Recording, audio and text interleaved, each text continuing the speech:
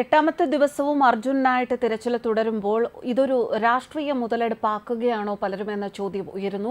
അർജുന്റെ രക്ഷാപ്രവർത്തനം തകിടം മറിച്ചത് കേരളത്തിലെ ലോറിക്കാരും മറ്റുമെന്ന് കുറ്റപ്പെടുത്തി INC വിഷൻ എന്ന കോൺഗ്രസിന്റെ ഫേസ്ബുക്ക് പേജിൽ ഒരു പോസ്റ്റ് വന്നിട്ടുണ്ട്. കർണാടക ചെയ്തതാണ് ശരി എന്നാണ് അതിൽ പറയുന്നത്. അവർ 7 പേരെ കണ്ടെത്തി, കൃത്യമായ തിരച്ചിൽ പുഴയും തീരവും കേന്ദ്രീകരിച്ച് നടത്തി, അർജുനെയും കിട്ടുമായിരുന്നു എന്ന പോസ്റ്റിൽ പറയുന്നു. എല്ലാം തകിടം മറിച്ചത് കേരളത്തിലെ രക്ഷാപ്രവർത്തകർ എന്ന് പറയുന്ന ഇവിടെ നിന്ന് പോയവർ ആയിരുന്നു എന്നാണ് കുറ്റപ്പെടുത്തിയിരിക്കുന്നത്. രഞ്ജിത്ത് ഇസ്രായേലിനെയും ഇതിൽ കുറ്റപ്പെടുത്തിയിട്ടുണ്ട്. എന്തായാലും പോസ്റ്റിന്റെ പൂർണ്ണരൂപം വായിക്കാം. തുടക്കത്തിൽ ശരിയായ ദിശയിലായിരുന്ന കർണാടകയുടെ രക്ഷാപ്രവർത്തനത്തെ തെറ്റായ ദിശയിലേക്ക് ആക്കിയവർക്ക് മാപ്പില്ല എന്നാണ് ആ പോസ്റ്റ് തുടങ്ങുന്നത്.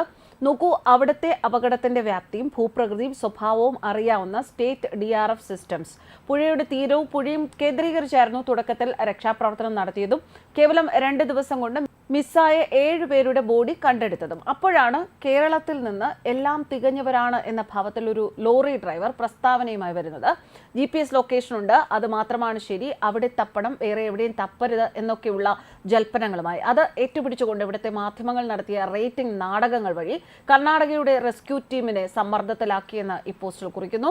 അവരെ വഴിതെറ്റിച്ചു. കേരളത്തിൽ നിന്നുള്ള സ്വയം പ്രഖ്യാപിത വിദഗ്ധന്മാർ പറഞ്ഞ ഇടങ്ങളിൽ എല്ലാം ഇപ്പോൾ പരിശോധന പൂർത്തിയായിട്ട് ഒരു പൂട പോലും കിട്ടിയില്ല എന്നാണ് കുറിച്ചിരിക്കുന്നത്. ഒരുപാട് ജീവനുകൾ മണ്ണിനടിയിലുണ്ട്, കർണാടക അത് പരിഗണിക്കുന്നില്ല എന്ന ഒരു നാറിയ പ്രസ്താവനയും ആ ലോറി ഉടമയും കേരളത്തിലെ മാധ്യമങ്ങളും നടത്തിയതുകൂടെ ഓർക്കണം. അതിനിടയിൽ കേരളത്തിൽ നിന്ന് ഒരു രഞ്ജിത്ത് ഇസ്രായേലി അങ്ങോട്ടേക്ക് രംഗപ്രവേശനം ചെയ്യുന്നു. തുടക്കം മുതൽ അവൻ മാധ്യമങ്ങൾക്ക് മുന്നിൽ ഷോ കാണിക്കാനാണ് തുടക്കം കൂട്ടിയത്. 1 മിനിറ്റ് സംസാരിച്ചാൽ അതിൽ ചുരുങ്ങിയത് 100 തവണ ഞാൻ എന്ന് പറയുന്ന ഒരു അൽപ്പൻ. അവൻ പറഞ്ഞത് അവൻ എത്തിയപ്പോൾ മാത്രമാണ് രക്ഷാപ്രവർത്തനം ശരിയായ ദിശയിൽ ആയത് എന്നാണ്. പുഴയിലും അതിന്റെ തീരത്തും തപ്പേണ്ട ഒരു കാര്യവും ഇല്ല എന്നാണ്. ഇവന്റെ വാക്കും കേട്ട് ചുമ്മാ കുറേ സമയം നഷ്ടമായി. വീണ്ടും വന്നു ചില സ്വയം പ്രഖ്യാപിത വിദഗ്ധർ. അത് 30 ടണ്ണുള്ള ലോറിയാണ്, അത് നിന്നിടത്ത് നിന്ന് അങ്ങനെ ആയിരക്കണക്കിന് ടൺ ഭാരമുള്ള മണ്ണും പാറയുമാണ് മലയിൽ നിന്ന് ഇടിഞ്ഞു വന്നത്. അതിന് ലോറിയെ തള്ളിമാറ്റാൻ ശക്തിയുണ്ട് എന്നൊക്കെ കർണാടക ടീം പറഞ്ഞിട്ടും സ്വയംബോധം മാത്രം തലയ്ക്ക് പിടിച്ച് ഇവിടുത്തെ ആൾക്കാർ അംഗീകരിച്ചില്ല. കേരളത്തിലെ മാധ്യമങ്ങളും അംഗീകരിച്ചില്ല. അവർ മൈക്കിൽ കുരച്ചുകൊണ്ടേയിരുന്നു. അതിവൈകാരികതയും ഞാനെന്ന ഭാവവുമായി കർണാടകയുടെ ഡിസാസ്റ്റർ മാനേജ്മെന്റ് ടീമിനെ പഠിപ്പിക്കാനും സമ്മർദ്ദത്തിലാക്കാനും പോയവരാണ് അർജുന്റെ രക്ഷാദൗത്യത്തെ വഴിതെറ്റിച്ചത്.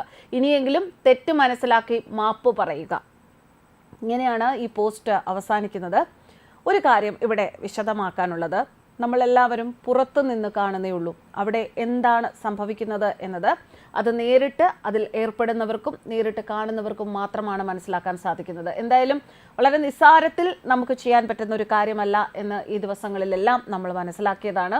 ഓരോ മനുഷ്യനും അവരുടെ യുക്തിബോധം കൊണ്ട് അല്ലെങ്കിൽ അവർക്ക് മനസ്സിൽ തോന്നുന്ന അവർക്ക് ലഭിച്ച സൂചനകളുടെ അടിസ്ഥാനത്തിൽ ചില കാര്യങ്ങൾ പങ്കുവച്ചു. അതൊരിക്കലും അവരെ തെറ്റാക്കി കാണിക്കാനോ അല്ലെങ്കിൽ കുറ്റപ്പെടുത്താനോ ഉള്ള ഒരു അവസരമായി ആരും ഇത് കാണരുത്. ഇത് ഒരു രാഷ്ട്രീയ മുതലെടുപ്പിനുള്ള സമയമല്ല. ഇതെല്ലാം നമുക്കെല്ലാവർക്കും അറിയാമായിരുന്നിട്ടും നമ്മളെല്ലാവരും ഇപ്പോൾ പരസ്പരം കുറ്റപ്പെടുത്താനാണ് ശ്രമിക്കുന്നത്.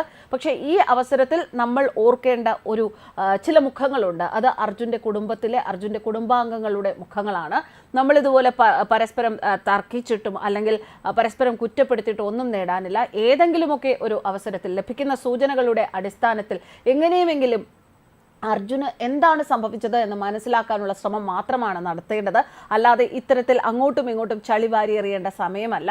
ആരുടെയും തെറ്റല്ല, ആരുടെയും കുറ്റമല്ല. അവിടെ നിന്ന് ഓരോ മനസ്സും ഒന്നും മുതലെടുക്കാനല്ല നടത്തിയത്, ഒന്നും മുതലെടുക്കാനല്ല ശ്രമിച്ചത്. എങ്ങനെയെങ്കിലും അർജുനെ തിരിച്ച് ജീവിതത്തിലേക്ക് കൊണ്ടുവരണമെന്ന് തന്നെയാണ് ഇപ്പോഴും അവിടെ നിൽക്കുന്ന ഓരോ ആൾക്കാരും ശ്രമിക്കുന്നത്. അതുകൊണ്ട് പരസ്പരം ഇത്തരത്തിൽ കുറ്റപ്പെടുത്തേണ്ട ഒരു കാര്യവുമില്ല. ആരും ഇവിടെ ഉയർന്നതുമല്ല, ആരും താഴ്ന്നതുമല്ല. ഇവിടെ ഒരു ഈഗോയുടെ പ്രശ്നമല്ല. തുടക്കം മുതൽ തന്നെ ഇത്തരത്തിലുള്ള അഭിപ്രായ പ്രകടനങ്ങൾ നടന്നിരുന്നു. പരസ്പരമുള്ള ഈഗോ ക്ലാഷാണ് അവിടെ നടക്കുന്നത് എന്ന്. അത്തരത്തിലുള്ള കാര്യങ്ങൾക്കുള്ള സമയമല്ല. എത്രയും പെട്ടെന്ന് അർജുൻ തിരിച്ചു വരട്ടെ എന്ന പ്രതീക്ഷയിലും പ്രാർത്ഥനയിലും തന്നെയാണ് കേരളത്തിലെ ഓരോ മണൽത്തരിയും. News desk കർമാനസ്.